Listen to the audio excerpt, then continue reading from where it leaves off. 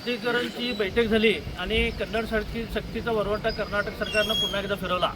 त्याच अनुषंगानं महाराष्ट्र एकीकरण युवा समिती सीमाभागच्या वतीनं एक बैठक घेण्यात आली आणि त्या बैठकीत एक उपक्रम राबवण्याचं ठरवण्यात आलं की महापौर असतील, या सीमाभागातील इतर लोकप्रतिनिधी किंवा पालकमंत्री असतील, या सर्वांची भेट घेऊन त्यांना ही कन्नड सक्ती थांबवण्यासाठी विनंती करण्याचं ठरवण्यात आलं। आणि त्याचप्रमाणे आज पहिला भाग म्हणून आज बेळगावचे महापौर मंगेश पवार यांची भेट घेण्यात आलेली आहे। प्रथम नागरिक म्हणून त्यांची भेट घेण्यात आलेली आहे।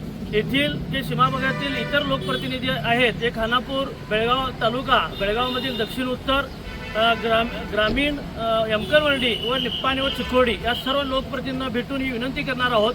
आणि त्याचबरोबर आम्ही या विनंतीनंतर जर आम्हाला याच्यात यश लाभलं नाही तर त्याच मतदारांना किंवा तेथील त्यांच्या कार्यकर्त्यांना भेटून एक जनआंदोलन महाराष्ट्र एकीकरण युवा समितीच्या वतीनं किंवा मराठी भाषिकांच्या वतीनं उभारण्यात येईल। त्याच्यासाठी आम्ही हा पहिला प्रयत्न केलेला आहे आणि लोकप्रतिनिधी आज आपल्या आपल्या कामात व्यस्त असल्यामुळे येत्या 1-2-4 दिवसामध्ये इतर लोकप्रतिनिधीची भेट घेण्यात येईल। साहेब बोलता गेल्याच आठवड्यामध्ये एक फतवा काढण्यात आला की इथे एक कन्नड प्राधिकरणाची बैठक या महापालिकेमध्ये झाली आणि त्या ठिकाणी त्यांनी सारं या भागामध्ये कन्नडीकरण करण्याचा निर्णय घेतला।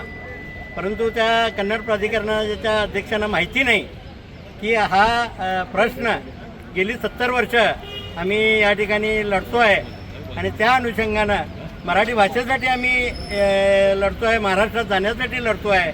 तेव्हा हे जे आदेश काढलेला आहे तो त्यांनी रहित करावा आणि मराठी भाषेला स्वाभिमानानं त्यांनी सन्मान द्यावा, इतकीच मी या ठिकाणी बोलतोय आणि थांबतोय। धन्यवाद।